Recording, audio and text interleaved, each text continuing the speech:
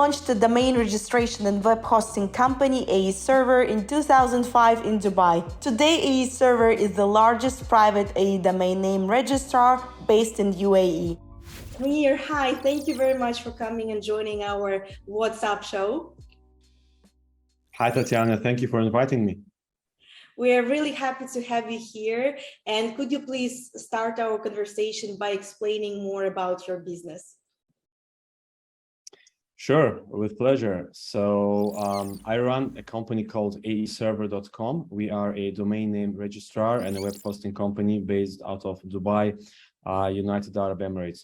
It's currently like 50 degrees outside, so we are sitting at in our cozy office with the air conditioning at 19 degrees.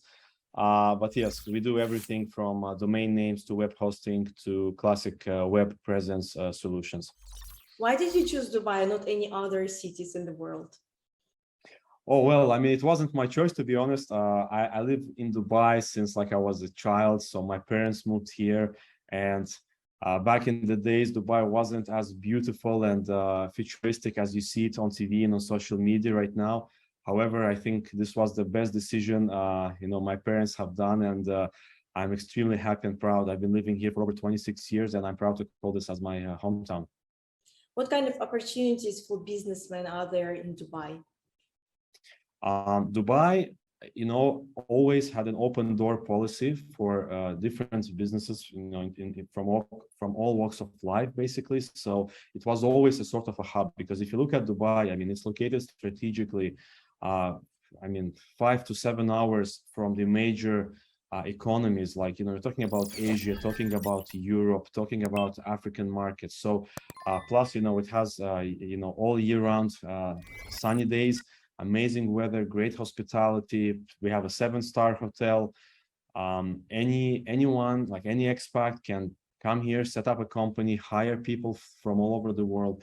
I mean, the immigration system is very easy. So you basically become a resident very quickly by starting your own company or working for a company, right?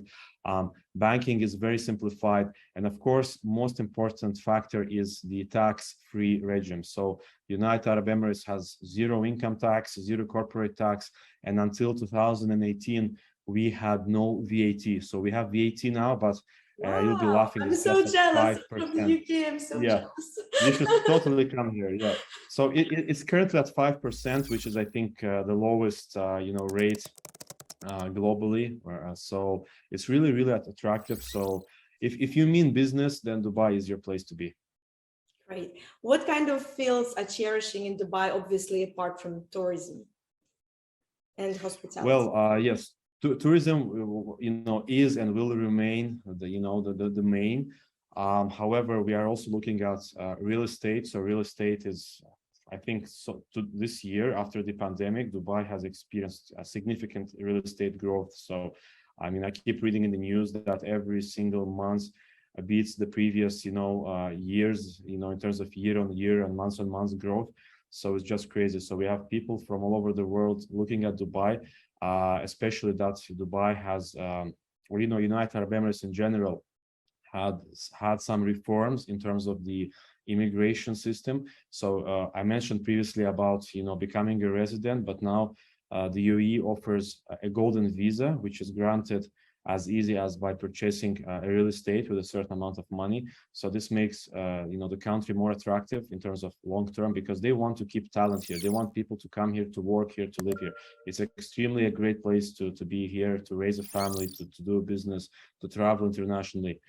We enjoy it. Yes, apart from the 50 degrees summer heat.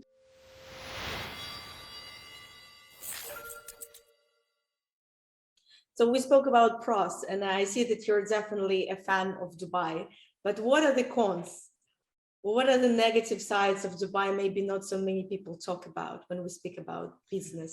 Well, okay. So there's a common misconception here that that you can basically come here and everyone gets paid in gold bars, and that Dubai is super cheap. American and everyone dream. has American dream, yes, some sort of like, of an Arabian or a Gulf dream, and that every family has a Ferrari or a Lambo or anything of that sort. Of course, you see beautiful skyscrapers, you see lots of fancy cars, but again, There are different people here. So Dubai is made up of, I don't know, 160 plus nationalities. I don't even know some of them. I never heard of them, but they apparently exist. And also, it's interesting to note that majority of the people living here are expats that came from all over the world. So the ratio is basically around 10% locals and 90% expats. So, you have different people, different mentalities, different religions, different, I don't know, driving styles, different food, different behaviors. So it's a very, it's basically a large city where you have people from all over the place. And you need to get used to it, because when you come from a country, let's say if you lived your whole life until you're adult in one place, your mentality is different. You have to get used to this, international lifestyle. So it's not really a con, I believe, but it requires some level of adjustment for people to get used to it. Dubai is not cheap. So it's becoming more and more expensive because, again, the supply and demand, right, rules. More people are looking and eyeing Dubai. They're buying property. They're moving here. So everything is going up. And, especially with the current, news worldwide, you have the oil price high and everything. So back 2 years ago, the cost of gas at the gas station was like less than $0.50 for the 95, gasoline. Today it's around double the price. So if I used to fill my car, let's say for $100 back to, like 1.5, 2 years ago, now it's $200.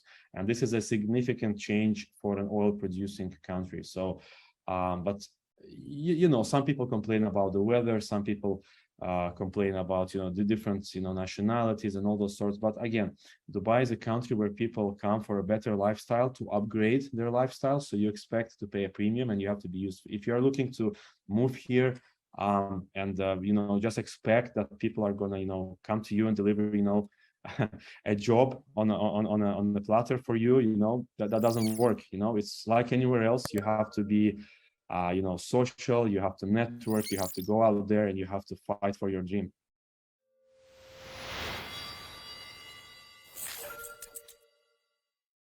In our next episode, Munir will explain how to start a business in Dubai.